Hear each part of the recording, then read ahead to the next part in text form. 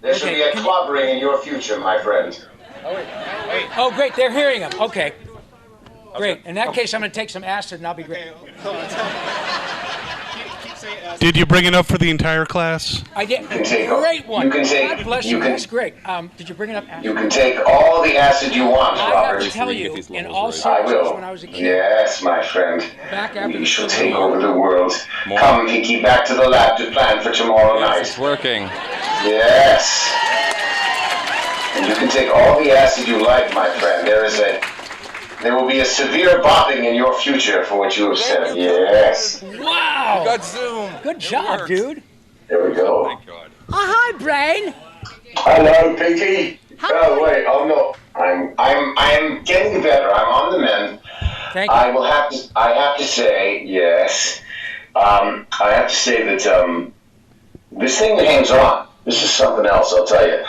I'm through most of the masky stuff, the stuff in the nose and face and the sore throat is I'm through most of it. The exhaustion. That's what you were telling me. me. The energy level stuff is, oh my gosh. I mean, I'm at the 12-day mark and I still feel all day long like I just got out of bed and the fog still hasn't cleared. Well, I have to say your hair looks perfect. Really? I'm like a werewolf of London? You look like a human chia pet. I saw a werewolf drinking a pina colada at Trader Vic's. Yeah. And your hair was perfect. Yeah. Yeah. That's great. Well, can you, he's hearing me in real time, right? I hear you great. Great. I'm going to just move these a little closer. Okay, perfect. Well, I think because this is your time, really, and we're Mo here, it would be way cooler. But what we'd also do is make sure that you guys get an opportunity to ask questions because you clearly know about the show, so there's no point in talking about what we're here for. So we got a full house there, don't we? I know. We got awesome. Thank you all for coming out tonight. Their standards. Yeah, and can I just make a quick? I need to tell everybody I'm so sorry. Yeah, I could not make it, but at the time I had to make a judgment call, and it was the right call because even though I was mostly asymptomatic by Thursday, there still were some symptoms, and I wouldn't have had the energy to be on a plane, and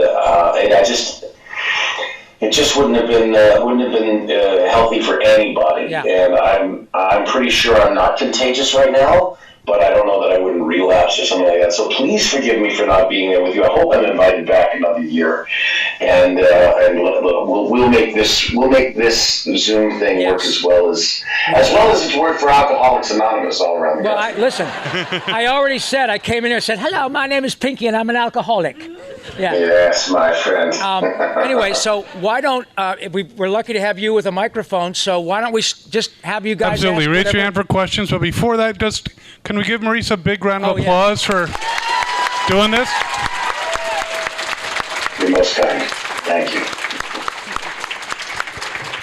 Okay, now and we also have Rob. Now I'm not hearing anything. Oh, good. Okay. No problem. No, thank you. So why don't we do that? Who has questions? Raise your hand, just like in school. Oh, good. All right. So Casey and Rob and all there, I am only seeing I'm not seeing camera. From you guys. I'm only seeing Casey's name. He's in high video mode. Is there a way you can turn the camera on so I can kind of take visual cues of what's going on in the room? Yeah, just start video. I just turned it off. Just hit start video. There we go. Hello. Hey, buddy. Look at your lovely face, my friend. And all of your lovely faces, my friends. Nice to see you. Yes. Nice to see you, pal. Do you know? Yeah. In this light, you look like B. Arthur. Pinky, are you pondering what I'm pondering? I think so, Brain, but if Jack's black and Betty's white, is Marvin gay? What's the one you had with B. Arthur? You one that Rob wrote. What's the Are You Pondering that has B. Arthur in it? Oh, I think so, Brain, but if Betty... No, let's see, I think so, Brain. But if Ann B. Davis and Susan B. Anthony, who B. Arthur? That's beautiful. Yeah. This is my job. You get how crazy lucky I am that my job is to sit in a room with that man and listen to him come up with brilliant improvs like this. His song parodies are beyond belief. We have so much fun. And we have so much fun, and then they write us a check. I know. I mean, I feel like I must have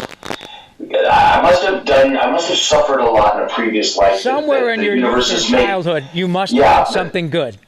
Or I suffered in a previous life, and karmically now the universe is making it up to me that I get to do something so fun for a living. Oh my God! That I get to spend my sessions with this fellow. All the gloriously beautiful people who are here, they're so nice, they're so kind, and the whole place is jammed. It's just, we really have won the frickin' lottery, Mo. Oh, that's great, man. It's cool. Great. So anyway, let's get some questions. Okay, we're going to start with the wizard. Oh, a wizard. Okay. A wizard, a true star. So this is a two-part question. Part one is for Brain. Pretend that the brain is advertising Fruit Loops. And for Pinky, I want Pinky to quote Snowball from Rick and Morty. Let me ask you this. How much are you paying us? Yeah. There's an improv fee involved here. Nice. Well, the brain is advertising what? I missed the actual. Now, okay, do you check this out. He wants to have Brain advertising Fruit Loops, but what you may not know is, okay, so give him a little Brain. Follow your nose, my friends, to the taste of Fruit Loop cereal, because I have laced each one with the hypnotic sapo that will cause you, from the Amazonian tree frog, to follow me and zap your will so that you must do whatever I say, and then I will take over the world. Okay. As part of this complete breakfast. Right. But they know. I think the reason she asked the question, she knows that for 35 years I was the voice of. He's the voice of Toucan Sam. Oh. Oh, good for you. It's a with natural orange, lemon, and cherry flavors. And part of this complete breakfast. Follow your nose. Yeah, I was from 1985 until just before the pandemic hit in 2020. I was the voice of Toucan Sam, and 35 years. 35 years for Toucan Sam. 35 years. That's a hell of a run. You want so you want Pinky to say, "Hey, God, where are my testicles, Brain?" I have them here in this refrigerator, Pinky. Yeah. And I have the other 17 of your testicles that we've regenerated several times during our latest plan to take over the world. What I will do is give everybody an extra testicle. And then... You've always said it takes a lot of balls to take over the world, but I wouldn't know. Yes, I'm building up a collection, Pinky. Thank you. PG-13. Okay. So just so you know, you may need to relay questions because he can't necessarily hear the audience. So say again. You may need to relay questions to. Oh yeah, I'll relay the questions to you, Mo. Okay. I have another over here. That last one. No problem. Okay, here's the next one. Hi. Hi. What advice would you give to a parent whose child may or may not be trying to take over the world? Oh, great. That's me. That would be me. That would be you. Thank you. Why does that not surprise me? The question is from this lovely lady who has a wonderfully, what's the word I'm looking for? Precocious child. What advice would you have for a parent whose child is bent on taking over the world? So I will go first and then defer to the Brain. I don't know. Ask Brain. Okay. So Brain, what would your advice to be to the lovely young mom whose child is going to take over the world? Report to Acme Labs, 123 Warner Boulevard, Burbank, California, and help me. We can team up and we can ditch Pinky, who's constantly in the corner buttering his feet. My advice is let him. Well done. By the way, do you notice how Mr. LaMarche he gets to sort of look like the Brain when he does the Brain? Yes, always. Isn't that great? You guys can't see it. Let him. Don't get in his way. Whatever. I'm a big believer that whatever your child shows his passion to be, as long as it makes enough money to take care of you. Yeah, I mean, I don't know if I give this. I can't remember if I gave this advice to Mrs. Putin. Yes. But didn't quite. Yeah. So okay, who's next? When did you start your acting career for Pinky and the Brain? What is your name, madam? Tell me your name. What? Coda. What a lovely, Coda, like redo the same verse again in a sheet of music? No, like Coda. Oh, Coda. Oh, how sweet. The lovely young Coda asked, when did we begin our acting careers for Pinky and the Brain? Let me take this first. Both of us had pretty vital careers before we started doing Pinky and the Brain. About 102 years before you were born. Yeah. But Pinky and the Brain was something that certainly we thought was pretty swell when we were doing it. We thought it was quite funny. But we had no idea that we would have literally 2, sometimes 3 generations of people 25 years later who like Pinky and the Brain. This is a very unusually beautiful circumstance. But I was a singer first who became an actor. And when I moved to LA, it was ostensibly to do live action, and that's what I was doing. And then the opportunity arose to do animation, so I jumped at that because I wanted to work, and it turned out to be a good move. And Mo had a little bit different pathway to this gig. How did you start, Mo? Oh, well, my beginnings were in stand-up comedy. First in Toronto, and I started a club called Yuck Yucks, which was the launching pad for Jim Carrey and Howie Mandel and Norm Macdonald, God rest his soul. And so for me, I constantly was getting from the audience. Somebody would say to me, my very first job was in Toronto. Somebody came up after the show and said, "Have you ever thought of doing animation with all those voices?" And it was Neldana Films, and I got put in their second and third specials that they were just starting out this studio. Who ended up doing the Droids cartoon and the anyway. So so that was that, and then same thing. Comedy Store, 1984. Neenan, as an old agent of William Morris, says, "Come over and do voiceovers." And, it was not something I set out to do because I always heard it was a closed community. But I was very lucky to have a very nice career for about 7 years before we landed on Pinky and the Brain. Yeah. And I did things like Real Ghostbusters and Attack of the Killer Tomatoes, where I first met Rob. Tiny Toon Adventures. Yes. And then off of that, Animaniacs, and then Pinky and the Brain spun off from that. So that's kind of where we got started. That was 1992. So 30 years ago when we first started recording the darn things. Yeah. And as Rob says, I just looked up, let's see here. I am good. Let me just get out of this. I'm doing some research here like Barbara Gordon. Okay, so here we go. I have a point. I've done 493 titles. Rob Paulsen has done 694 titles in our storied careers. And, every one of those you hope is going to go. Everything we ever did, you think, okay, maybe this will be good. And some of them you go, wow, this is just a gig. We had no idea the legs Pinky and the Brain and Animaniacs would have.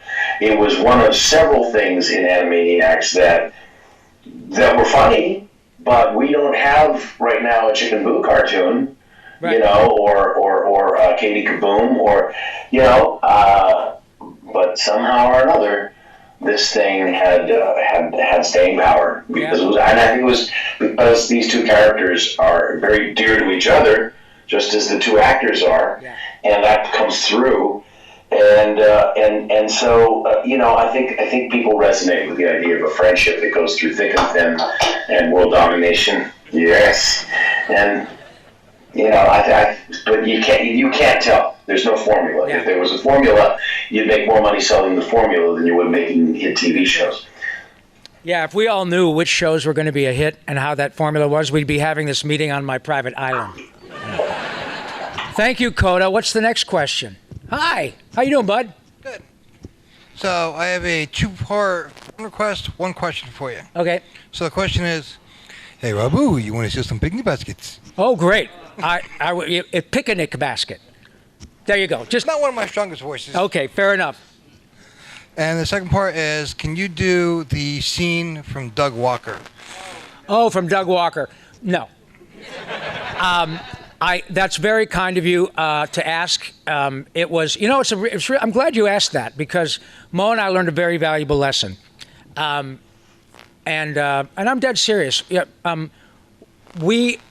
I think it's, you guys have noticed the voice folks this weekend. You've got a really good group of people here. And the humility and the way in which all these people conduct themselves is not contrived. These people are down-to-earth, very nice people. And we know utterly how lucky we are to be in this circumstance. But with respect to Mr. Walker, who's always been great to us, we learned a valuable lesson because that was, 7, 8 years ago, something like that. Yeah. And Mo and I were at a convention, and Doug said, "Hey, we're going to do this Pinky in the Brain bit, and we'll have the script and a camera up in my hotel room." Great. So we went up, and in it, as you know, Pinky in the Brain, Brain got a little bent out of shape, and Pinky did too, and there were some 4-letter words thrown around, right? There were some swears. Right. And we had to put bitcoins in the swear jar. That's how. Yeah. But and it was funny. It was. But it made there were a few people to whom they kind of said, that's a little bit stinky. Do you guys really have to do that? And they were absolutely right. Yeah. That the one thing I've learned in my dotage is that the extent to which these characters attach themselves to people's hearts and souls like I never really knew. And they're so precious to so many people that it is not appropriate for us to take the look. They're not our characters. Right, we don't own them. Firstly, in a practical sense, they're owned by Warner Brothers and Amblin. But in a greater, more important sense, they're owned by everybody around the world who loves them. Yeah. So, although not the same, it's not the same as Rick and Morty, right, who have established themselves as this reverend pair, and we can hear, wordy dirts come out of Rick and Morty's mouth, and that's part of the humor, and you can sign on for that from the beginning. And I truly didn't have the presence of mind, and I have to tell you, where Doug was concerned, I had no idea how far-reaching his audience was. I just thought, okay, we're going to do something from a little internet thing. 7 people will see it. Let's help this guy out. What did I know? I was not terribly dialed into the whole internet world at the time, and I think I have I have a very irreverent sense of humor. So I love the idea in the moment and at the time that we were going to get a little bit blue with these characters. Yeah. But had I known, how many people would write, as Rob said, you just ruined my childhood. I saw that comment and I went, ooh. Yeah. Ooh. And they were right. Even though there were 10 people that said, this is genius, this is brilliant, oh my God, I can't believe it. That one comment and then another, and I kind of went, that wasn't my purview to do that. No. And I shouldn't ought to have done it. A really valuable lesson. And again, trust me, we're not choir boys, but we also know who butters our bread. And it is something which we don't take lightly. So I certainly appreciate the spirit in which your question was delivered, but I have to respectfully decline and say, Narf! Yeah. Thank you, buddy. All right. By the way, Narf in mouse is a very dirty word. Oh, yes. Well said, buddy. Okay, it's Adam. We do have another question over here. here. All right, this is our friend Adam. Hi, buddy. Gentlemen. Yeah. Where can you find rubber pants our size? Oh, well, it depends.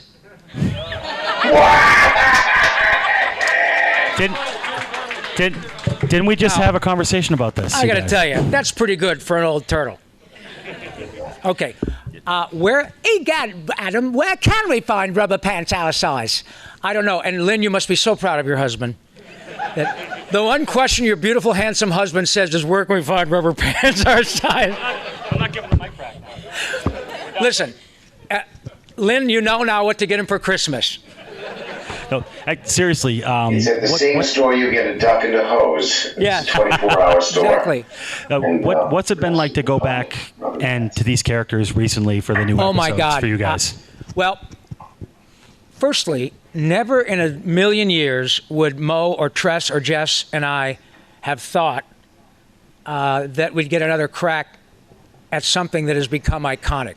It was an absolute pleasure to do it from the beginning, and then to watch what it became and appeals to sweet folks who are really young and folks who are there's actually nobody here who's older than me, but there are folks older than I who like it. So just watching that happen we got the brass ring, we got it. But then about, 6 years ago, when Sam Register from Warner Brothers, the head of Warner Brothers Animation, started floating the trial balloon saying, hey, Steven, I think, wants to do this again. Not only were we thrilled to do it, but it worked great. It's great again. It's not like a half-assed version of the new show. It's excellent. I haven't had any trouble talking. This is the only time where I get speechless. It's virtually impossible to get across how incredibly grateful we've been to do it. And I shall defer to my friend the Brain. What was going on in your handsome face and your head when we got the call to do this again? Much the same as yours. My reaction was immense gratitude. Yeah. I actually was, like you, I had heard a little bit ahead of time. One of our producer friends let me know that he had interviewed to be the showrunner. Long before there was an announcement, and he actually said, this isn't what I do. And I guess I can tell it now. Sure, tell him now. It's okay. I was in a session with Justin Roiland. I was doing a Rick and Morty. The creator and Rick and Morty.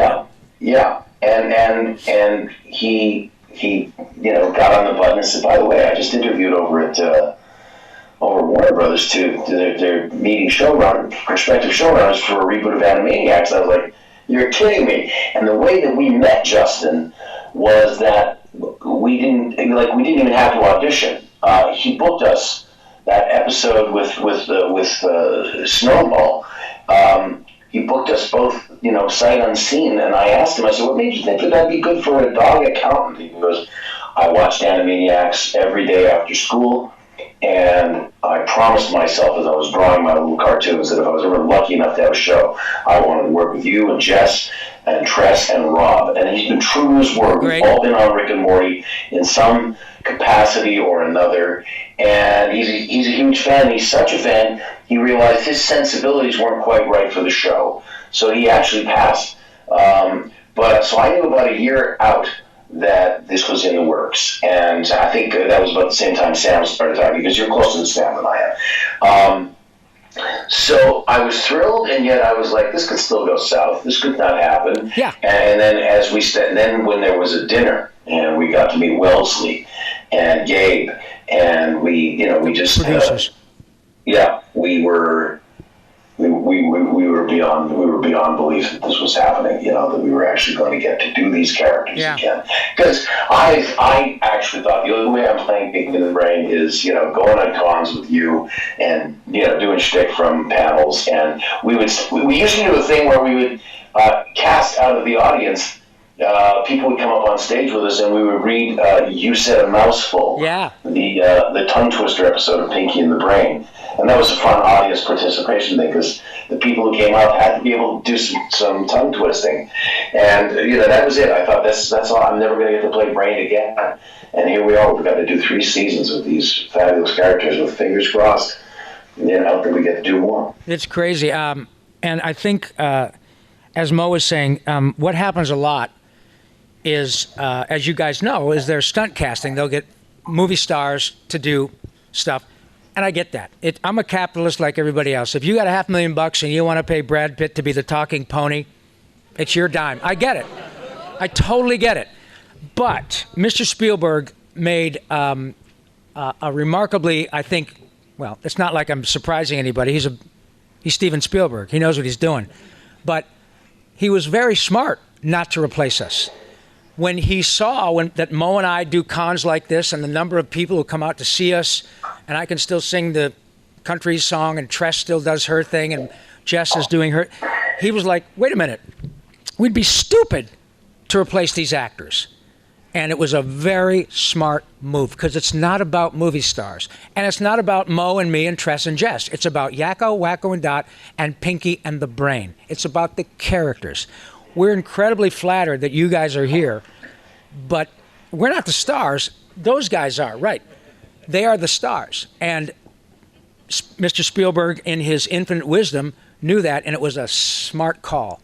But it's been beyond what we could have imagined to see the reaction again. And look around here. Not everybody is a bunch of old folks like Mo and me. We've got 2, sometimes 3 generations of people in here who like Pinky and the Brain. That's incredible. It just doesn't happen very often. So thank you. Next question. Hi, Wacko. Hello. Your nose is red. What have you been doing with your nose, Wacko? I don't think you want to know, Yakko. Ah, yeah, okay. Later on. Yes, later on. Okay. So for speaking for like me and other people like me, what are your opinions or your feelings about people who take comfort in the characters that you voice? Did you hear that, Mo? Okay, what are our feelings about people who take comfort in characters we voice? Yeah. I can't imagine a bigger honor than no kidding.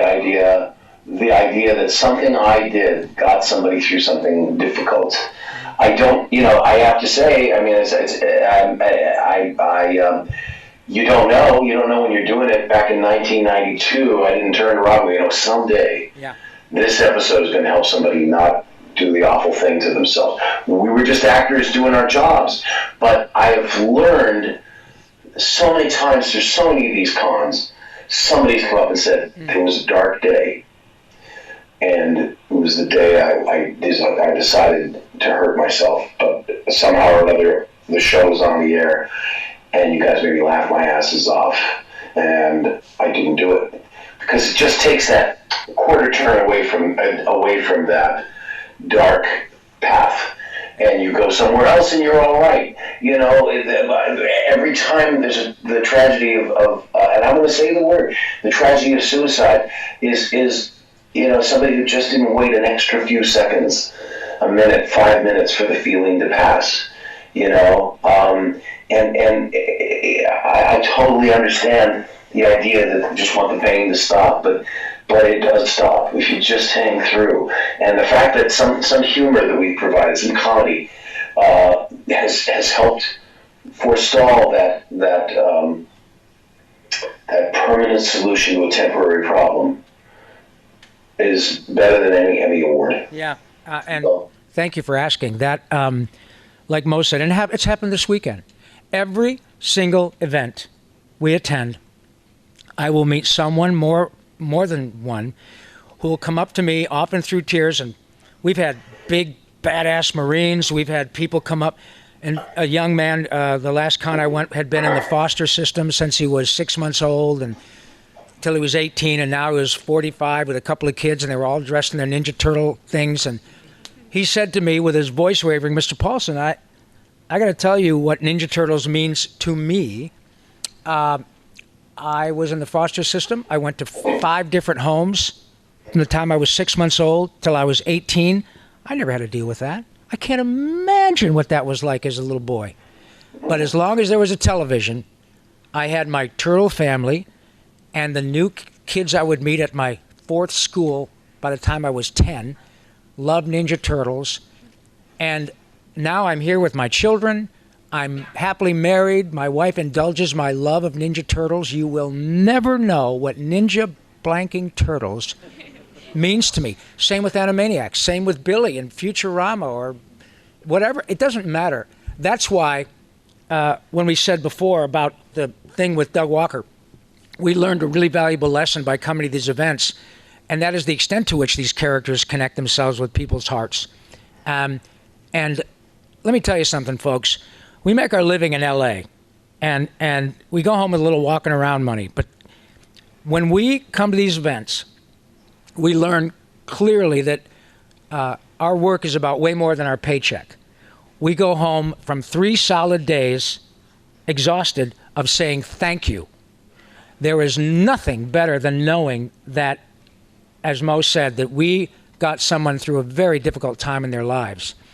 I don't know that there's a bigger, that there's a more powerful, humbling circumstance. So thank you very much for asking. That's a great question. We appreciate that.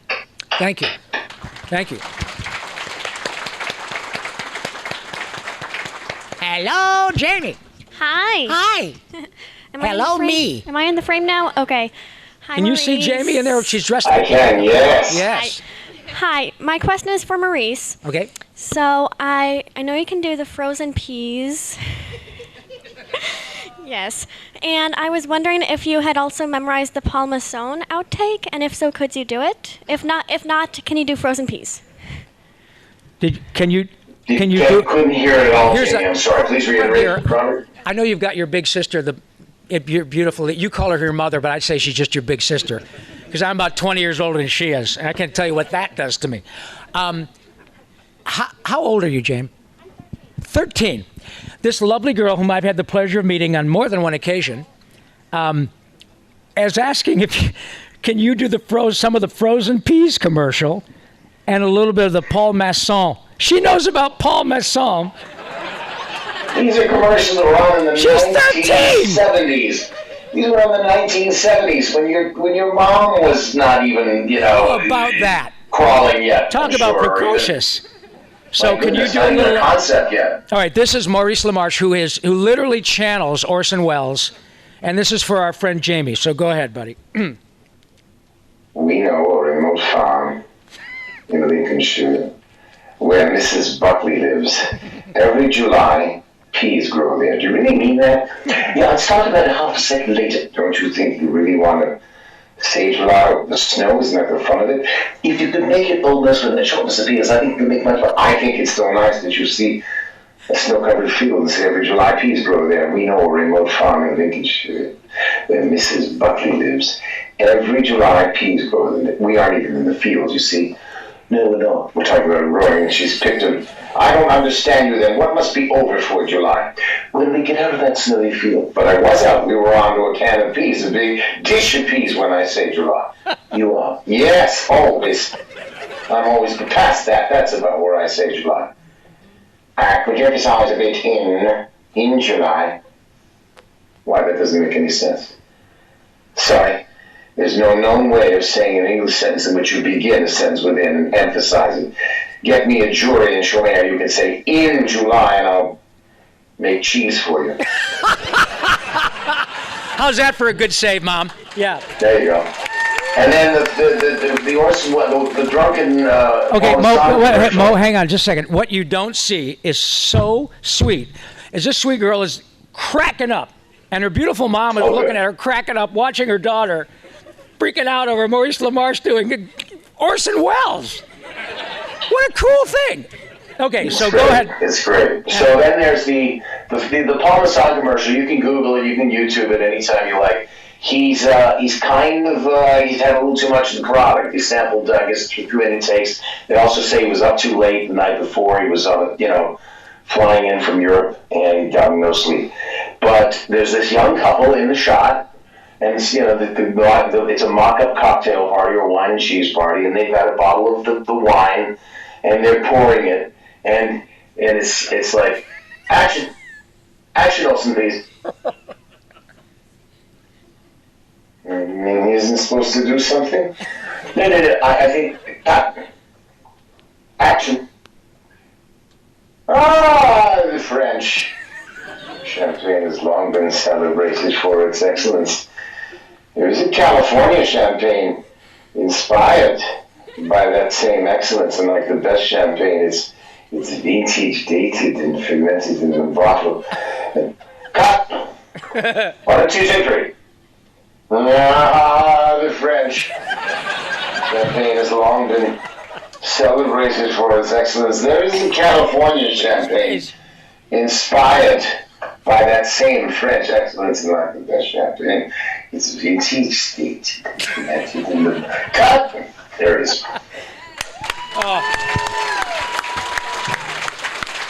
Have you seen the commercials online?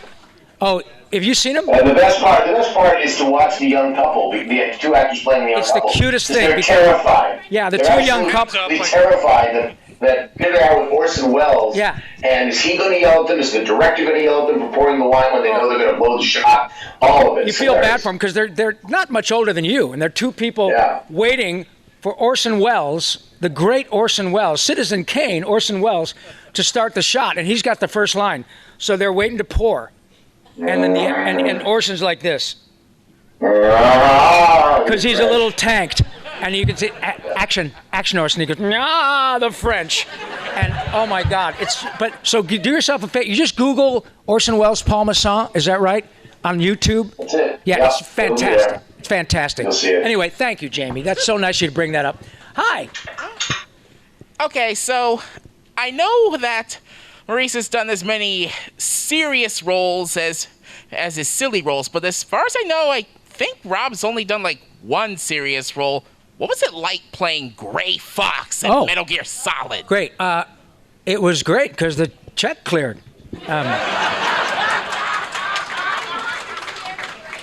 Art for art's sake, baby. No,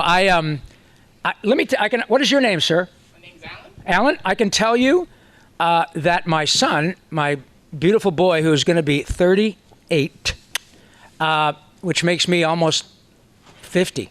Yeah. Came home from college one day. My son is, by the way, for those of you who are gamers, my son is a video game journalist and has his own YouTube channel called Good Vibes Gaming, GVG. And my son's name is Ash Paulsen, Paulsem. Follow him. And by the way, he just called me last night and said he played Shredder's Revenge, and it's really good. But he came home from college one day a number of years ago, and he said, "Why didn't you tell me you were in Metal Gear Solid?" Right? And I had no idea what he was talking about. Not because I didn't care about it, but I forget because I'm lucky enough to have been busy. And so he had this particular scene frozen and said, "This is you, right?" Where I say, "Snake," and fight. And I had no idea that it was such a big deal, but apparently it is. So, and the person that I was fighting with in the scene was Cam Clark, who is Leonardo, which is pretty cool, who should be here now. By the way, apologies. Cam has been utterly devastated that his flight was canceled. He was this, he was that. I think he's almost here, and he's literally going to come for overnight. That's Leonardo, who's been here for most of you who want to see all four of us. But in the last 2 days, 3,000 flights were canceled. So Cam was one of the victims, but he is beside himself because he wanted to be here. He should be here any minute. Yeah, he should be here any minute, but give him a big hug because he's so upset that he's missed as much of it. But anyway, thank you for asking, Alan. It was great. So who's got another question? We got one over here, but I'm a little insulted that you think Slingshot from Transformers is not a serious role. Oh, thank you. That was the first, Slingshot was one of the, I think the second cartoon I ever did was for Transformers. Yeah, thanks. Hi. Hello, Mr. Paulsen. Nice to be here. Maybe Hi. Roger Marks here. Hello. I don't think the mic is on. Oh, it's not on? Is this better? There you go. Hey there, Mr. Paulsen. Hi. How you doing? I got a question for you. Okay. I got some hose here, but when is the duck gonna come down, huh? Say again? I got I got a hose here, but when's the duck gonna come down? Pinky? Huh? When's what gonna come? Oh my God. Right here. Okay. There you go, okay, yeah. Okay. Sorry. Moment. So I got a question for Pinky. Yes. So I got a hose here. So when is the duck gonna come down? Oh, good idea. As soon as we find rubber pants, we'll find the duck and the house. Nerf. Thank you. Thank you. He's got an actual question. Okay, All great. right, actual question here. Yeah. I'm a huge Animaniacs fan, obviously. I got like a shirt under here. I can show you later. I'm a huge fan of the music, the orchestrated score by Richard Stone. Uh-huh. And I wanted to ask you, because I know you saw him personally perform for the last episode, the Animaniacs Suite. And I was going to ask for which episode has your favorite score? Which episode of Animaniacs has my favorite story? Favorite score by Richard Stone. The music. Score. Oh, my God. That is respectfully, that's an impossible question for me to answer. The late, great Richard Stone was the best of the best in terms of He's just a lovely guy and stupidly talented, incredibly gifted. I'll tell you what was the best part, though, was that Mo and I and a number of other actors on a number of occasions were invited by Richard to go see the orchestra record the soundtrack for Animaniacs. That was mind-blowing. Because you walk into a room full of the best players in Hollywood, and I'm dead serious. I mean, the people at night, they play for the Hollywood, or the LA Symphony and the pit at the Dorothy Chandler Pavilion for all the musicals that come into town. And then their day gig is performing for Animaniacs or a Batman movie or whatever. And I'm telling you what, when Mr. Stone would get up and, be at the podium and do this, these people literally saw the music for 5 minutes before they played it. And you know how complicated Animaniacs music is. When Yakko, Wacko, and Dot are running all over the lot, you hear, and that's all scored. All those notes are on a page. And these people sit there and read it, and they go, bump. Yeah, so anyway, I took the Lexus in, and it's got a problem. And okay. People refer to us as the talent. That's kind of a misnomer. We're good at our job. We ought to be. We've been doing it forever. Those people are so gifted and so talented, and Richard was their boss. So I can't give you a specific answer about one episode. Although I do remember toward the end, he did something called the Animaniacs Suite, which was a kind of an amalgam of different versions of the Animaniacs theme. And it was absolutely stunning. And Richard won, a handful of Emmys. He's like Andrea Romano. They won so many Emmys, they dress him in Barbie clothes. It's crazy. But we were incredibly incredibly lucky to be with the gifted Richard Stone. And when you got to go see him perform with the people, oh my God, just mind-blowing. Really something. Thank you for asking. Now then, what do we got over here? So we have a bunch of questions. You have about 15 minutes left, so make them quick. Okay. Let's do a speed round. I won't ramble so much. This is for both of you. I know that your careers are extensive, but what to this day still gives you butterflies in your career? What makes you guys really excited for something new or something old that you have done? Great. The question is, what makes us so excited for something new or even something old that we've done? What fires us up in our careers these days, Mo? Character. Yep. If it's a great character, I think is the most important thing. It's not necessarily a wild concept, although the concept of two lab mice trying to take over the world was funny to me back then. It's the enduring thing is always going to be who are these characters and what is their want and how do they feel about one another. And when I get to play a character like Brain, who's so complex. He seems like a curmudgeon. He seems mean. He's got this big soft spot in the center of himself for his friend Pinky, who he can't seem to bring himself to admit he's got a deep love for. I find that's so much fun to play. Futurama is another example of I've been given this gigantic shopping cart full of characters, all different, all with different motivations, and yet they're extreme and they're visceral to me, and so ruler of the planet Omicron, Percy I-8. He came alive to me the episode where he went through a midlife crisis. His wife threw him out of the house. I totally went. I was on par with him. I was going through my midlife crisis in that particular decade as well. It's the characters that really speak to me. That's a short form answer. Robert? Yeah. And it would be impossible for me to live with myself if I didn't remind you that Maurice has won back-to-back primetime Emmys for Futurama, right? Let alone Pinky and the Brain. But yeah, I I can't add anything much to what Mo said. It's when you get real big, juicy characters like this. But honestly, when they kind of filter into the consciousness of the world, and you find that you have a superpower, and all I have to do is say, Nerf! And it's cool. And Mo we've done this many times. I'll make this brief. When we're going through TSA or whatever, or if we're at the the fancy schmancy restaurants that they have, like the Admiral's Club, where we're waiting for a flight. What are you in town for? Or internationally? All right, why are you in Canada? What are you doing? Well, I'll never forget that time we went through customs in, was it Edmonton? Yeah, it was Edmonton or Saskatoon. Calgary. No, yeah. Yeah, and the guy at the Canadian Customs, you're in town, what are you visiting for? We're doing a Comic-Con. Oh, yeah, what's Comic-Con? And then Mo starts out and says, perhaps you don't know who we are, my friend. And he does the brain, and the guy, these guys and girls have it's a really arduous, tough job to sit there all day. So immediately, the guy lights up like a firecracker. And it says, I would like you to meet my friend Pinky. I said, hello! And yeah, these big, intimidating, border agents become kids, become 11-year-old boys right away. The coolest thing. And that's the coolest part of the job. Yeah. You guys got any drugs? Bring them in. It was great.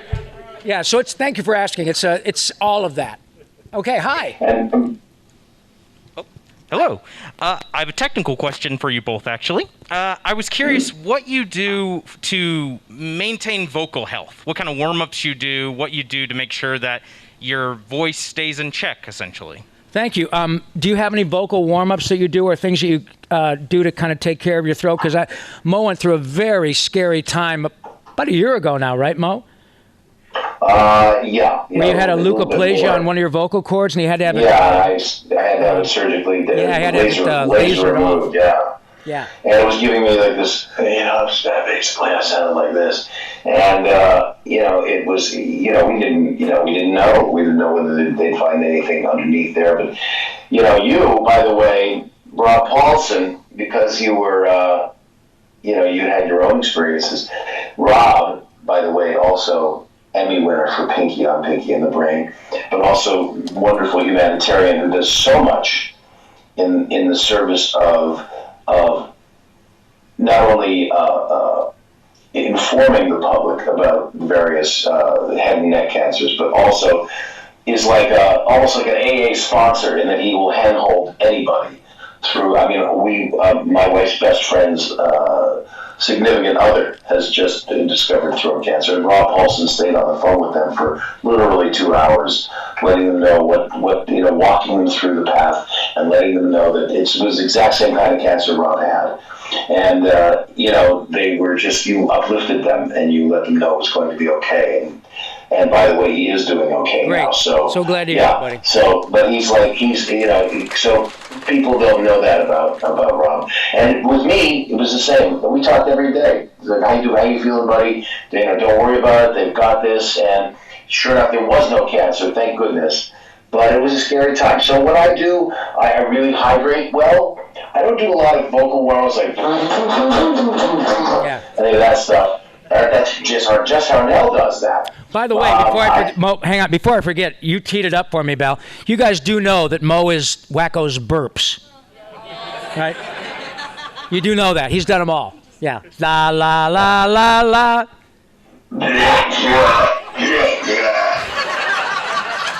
I can't do any more than that. My throat is still a little messed up from the COVID. The question is, how does your dad make a living? Yeah, go ahead. Yeah, exactly, right. So, for me, hydration, avoiding vocal strain, knowing when I'm pushing it, and then pulling back, I sing, not professionally, but I sing I'll sing in the car on the way to a gig, and try to do things that are a little out of my range, maybe a Steely Dan song or a Kenny Loggins song, which I'm an actual baritone. I can't get up in the tenor range. So if I force myself up there a little bit, I'm clearing out a lot of junk, and I'm strengthening the chords and that sort of thing. That's my sort of makeshift slapdash routine. Yeah. A warm-up routine. You're a professionally trained singer, Robert, so... For me, it's kind of like a muscle. You know, I think I'm more... I try to book sessions where I have to sing for later in the day, and then I warm up, but it's just scales, la, la, la, la, la, la, la, that sort of stuff, you know. Sometimes it's more difficult to sing in character because of the way you have to manipulate your throat. But Jess Harnell has very specific warm-ups he does. I'll hear him in the other room doing specific stuff. Lip buzzing, that type of thing. Yeah. But also, having done these characters long enough, when I do have to sing, the composers write the songs in keys that are comfortable for me. Are you a singer too? Yeah. So I think it's important to know your own body instrument and say, I know when I'm pushing it, and I know when I shouldn't sing today, and it won't be as good for the show if I go in and try to tough it out. They're paying me a lot of money, and if I don't do it as well, so I have to say, you know what? We have to reschedule because I just don't have it today. And my ego is utterly not part of the equation. It's about the whole show. So that's what we do. We have time for any more? Great. Okay.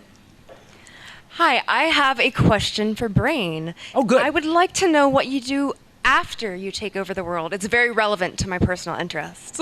Excellent. And what is your name, madam? Ursula, and you, bless your heart. Ursula, Queen Ursula wants to know, would you please take over the world? Because you're kind of disgusted with the way it is right now, right? Very much so. Funny, so am I. Yeah. So, Brain, would you consider actually taking over the world and maybe doing something about Mr. Putin and all yes, that? My friends, yes. I have many plans. Plans to make the world a better place. First of all, we will name this country Brainania. That's the first big improvement. Brainania. Yeah. We will all have a brain. I've always played the brain as though he's not malevolent, and he knows that with his gigantic brain that he has the answers, and that if he could just take over the world, he could fix everything. That's you can't play evil. You know, the idea of playing a villain, you always have to play the villain as though he thinks he's right. And so what I gave Brain early on was the idea that he knows best. He knows the answers for everything. If he could just take over the world, and maybe some of that, it's almost heroic if it's not tremendously naive, but it's almost heroic. And I think it's part of what makes Brain more palatable to the audience. That he doesn't really have bad intentions. Just a lot of control issues. Yes. No kidding. Great question. Thank you. I think we have time for just one more, okay. So no pressure. Yeah. It has to be really good. I have two questions, actually. One, well, I'm kind of nervous to do this. That's okay. There you go. One, which character does Pinky really hate the most? And two, this is one Teenage Mutant Ninja Turtles question, and please use your Donatello voice from the 2012 version. And how come we never found out what happened to April's mother anyway? Oh, my goodness, you're way ahead of me, sir. Mind you, that's not a very high bar. So what was the first part of the, could you tell me the first part of the question was? Who does Pinky really hate? Who does Pinky really hate? People who hate. Yeah. I don't think Pinky has ever had a mat on for anybody. I think the only time he's gotten his dander up is when he gets pissed off at Brain. When we did an episode where we were kind of like a couple, and I was at home, and have you been smoking? Right? I don't know if that one's aired yet, so yeah, I'm not sure if that might be one of next season's episodes. I gotta tell you, we gotta have a super for you. Yeah. Some of the shows in the upcoming season are deeper than we've ever gone. Yeah. And more mind-bendy than anything we've ever done. We've got there's such a trend. I say we just as the actors, our writers. I mean, we've got these Harvard Lampoon geniuses that are writing the show now, and not to take anything away from the writers we had in the OG series, but these folks have taken us a little bit edgier and a little deeper. We've got some stuff coming up in this new season that is you're gonna love. Yeah, I don't know that Pinky, in fact, somebody will probably tell me one day, but I don't know that there's ever been a particular episode where Pinky is really upset at somebody, really hates them. And you wanted to hear Donatello?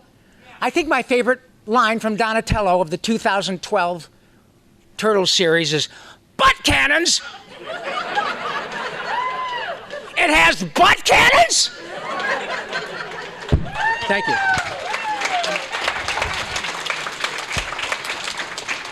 If you didn't get your questions answered by Rob, please visit him at his table. Right, I'll be downstairs at my table probably fairly soon. And thank you so much, all of you, on behalf of Mo and me for thank you so much, everybody. We just really appreciate it. Thank again you so much. Not being able to make it. Love you, Mo. Thank you. Love you too, pal. Take care, Rob buddy. Paulsen, Maurice LaMarche. Get well, pal. Thank you, I shall. Thanks, Casey. Maurice LaMarche, ladies and gentlemen. This is Kari Walgren, and you're watching Fandom Spotlight. Be sure to like and subscribe. Plus, remember to have fun and follow your fandom.